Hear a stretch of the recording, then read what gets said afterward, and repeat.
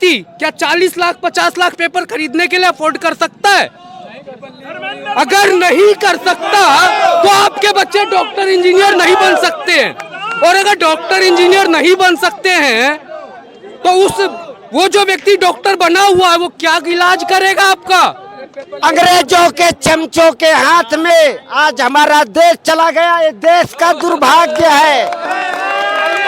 करोड़ों युवा जो है सड़कों पे दौड़ रहा है, भाग रहा है, तो शर्म आनी चाहिए, उनको इस्तीफा दे देना चाहिए। और उन्हीं को नहीं, पूरे कैबिनेट को इस्तीफा देना चाहिए, क्योंकि वो ये सरकार चलाने लायक नहीं है। बच्चे हमारे बाद में मरेंगे, अब पहले हम मरेंगे। 4 बच्चे हमने पढ़ाया है, मेहनत किया है, मजदूरी करके पढ़ाया है। आज हमारे बच्चों का भविष्य बर्बाद हो रहा है। इनके ऊपर हत्या के मुकदमे चलने चाहिए। ये चंदा चोर साले बैठे हुए देश के अंदर, ये पूरे देश को बेच रहे हैं, ये गुलाम बना लिया। अंग्रेजों के चमचों के हाथ में आज हमारा देश चला गया। ये देश का दुर्भाग्य है। मैं एक सामाजिक संगठन से जुड़ा हुआ हूँ, ऑल इंडिया नेशनल NHF, और दिल्ली में रहता हूँ, मजदूरी करता हूँ। हमारे 3 बच्चों के 4 बच्चों के पेपर लीक हो गए।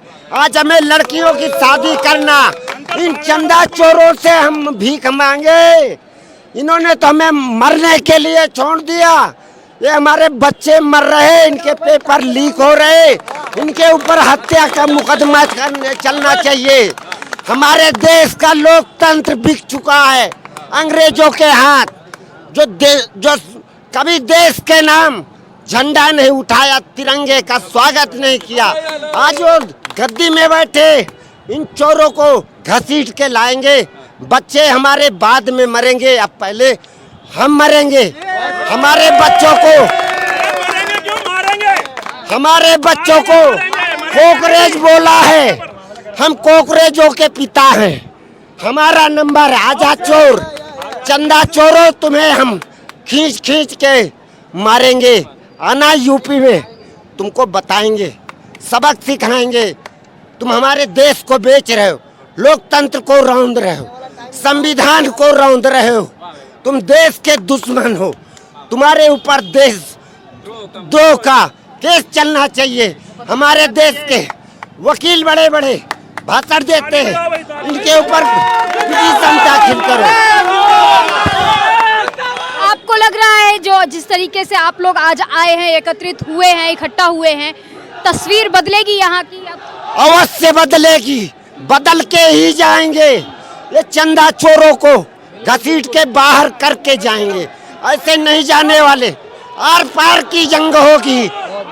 इंकलाब जिंदाबाद, इंकलाब। आप लोग कहाँ से आए? जी मैं मऊ से आया हूँ जी। और हम चाहते हैं अब तो जो धर्मेंद्र प्रधान इस्तीफा दें। क्या उनको शर्म नहीं है? उनको शर्म आनी चाहिए। आज जो है पूरा लाखों करोड़ों युवा जो है सड़कों पे दौड़ रहा है, भाग रहा है, तो शर्म आनी चाहिए, उनको इस्तीफा दे देना चाहिए। और उन्हीं को नहीं, पूरे कैबिनेट को इस्तीफा देना चाहिए, क्योंकि वो ये सरकार चलाने लायक नहीं है। उनको इस मुद्दे से कोई मतलब नहीं है कि कौन क्या कर रहा है। और जहां तक सवाल ये है कि लोग बोलते हैं कि चोरी से सरकार बनाई गई है, तो अब महसूस हो रहा है कि सच में चोरी से सरकार बनाई गई है। हमारे आपके सबके वोटों से बनाई गई होती तो हमारी बात जरूर सुनी जाती। कहीं ना कहीं ये सारा सिस्टम वो लोग हैक करके रखे हुए और चाहते हैं कि ऐसे ही करके रखे रहेंगे, तो ऐसा नहीं चलेगा।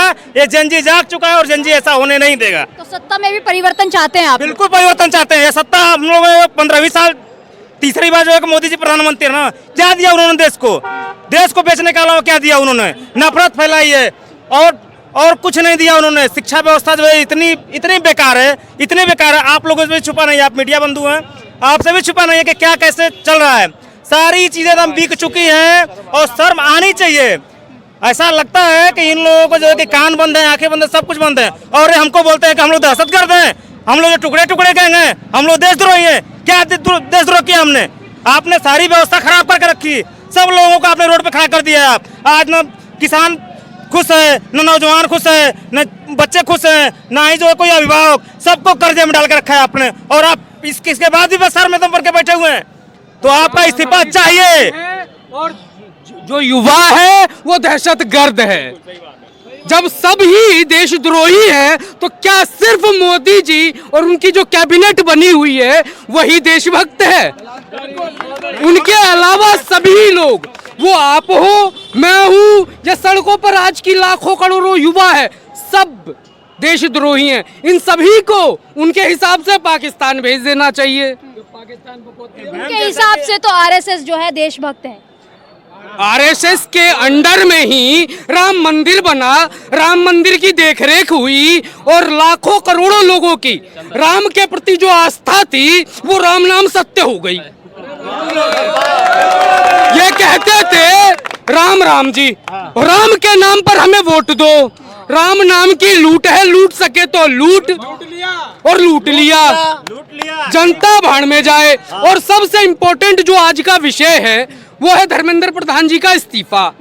हम अगर इस पर बात करें, एक बात बताइए, जो व्यक्ति योग्य है, 20 बच्चों ने सुसाइड कर लिया और कई डिप्रेशन में, ये किस हालत में है? भारत में हर व्यक्ति, वो कोई भी हो, आप हो, मैं हूं, कोई भी हो, हमारे माँ बाप भी चाहते थे कि हमारा बच्चा डॉक्टर बने, इंजीनियर बने। आप भी चाहते होंगे, यहाँ जितने भी लोग खड़े हैं सभी चाहते होंगे। पर अगर इस तरीके से पेपर लीक होगा, इस तरीके से पेपर होगा, हर व्यक्ति क्या 40 लाख 50 लाख पेपर खरीदने के लिए अफोर्ड कर सकता है? अगर नहीं कर सकता तो आपके बच्चे डॉक्टर इंजीनियर नहीं बन सकते हैं।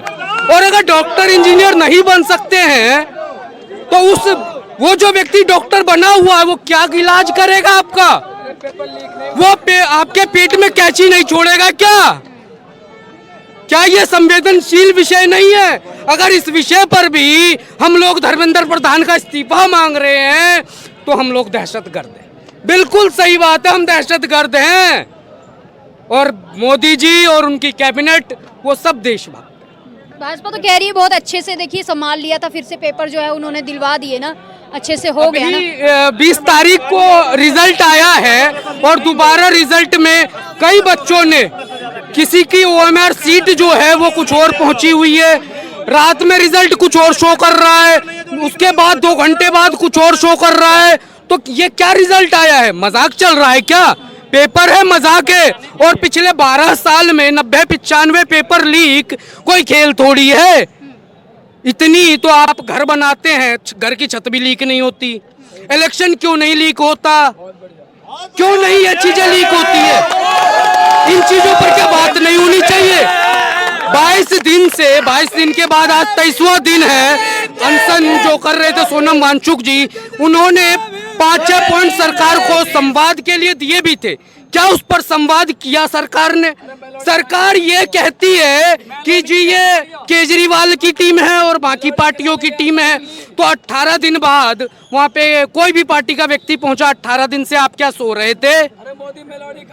आप 18 दिन से कोई भी सरकार का कोई भी व्यक्ति क्यों नहीं आकर जंतर मंतर पे वो अभिजीत दीपके से या सोनम वांगचुक जी से बात करते? संवाद का रास्ता खुला हुआ होना चाहिए ना। लोकतंत्र है ये, लूटतंत्र नहीं है। अभी तक डेमोक्रेसी है, लेकिन इन्होंने डेमोक्रेसी को सिर्फ नाम के लिए छोड़ा है, बाकी चीजें तो खत्म कर दी गई है। मेलोडी खाओ खुद जान जाओ।